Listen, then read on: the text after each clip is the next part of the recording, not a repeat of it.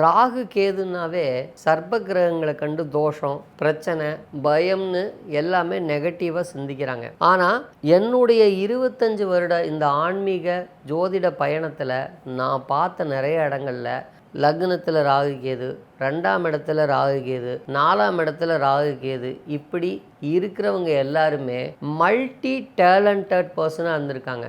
அவங்களுக்குள்ள நல்ல language skill இருந்திருக்கு. எதையும் போராடி யாருனாலையும் முடியாத விஷயத்தை இவங்க செய்கிறாங்க. அப்போ இவங்க தனித்துவம் வாய்ந்தவங்களாக இருக்காங்க. குடும்ப விஷயங்கள்னு எடுத்திருக்கும் போது கருத்து மாறுபாடுகள் வர்றதுனால சில திறமைகளுக்காக இவங்க நேரம் ஒதுக்கிறதுனால குடும்பத்துக்கு நேரம் ஒதுக்க முடியாத சூழ்நிலையாகும். அப்போது இவங்க எப்போவுமே ஒரு தனி திறன் வாய்ந்தவங்க, நல்ல நாலேஜ் உள்ளவங்க, மற்றவங்க செய்ய முடியாத ஒரு விஷயத்தை உறுதியாக செஞ்சு சக்ஸஸ் ஆகக்கூடிய ஒரு வெற்றியாளர்கள் தான் இந்த சர்ப்பதோஷம் உள்ளவங்க. இவங்க மதிக்கத்தக்கவர்கள். இந்த சர்ப்பதோஷத்தினுடைய பாதிப்புகள் குறைஞ்சு இவங்க குடும்பத்திலேயே பெரிய சர்வே ஆகணும் அப்படின்னா திருத்துறைப்பூண்டின்னு ஒரு ஊர் இருக்கு.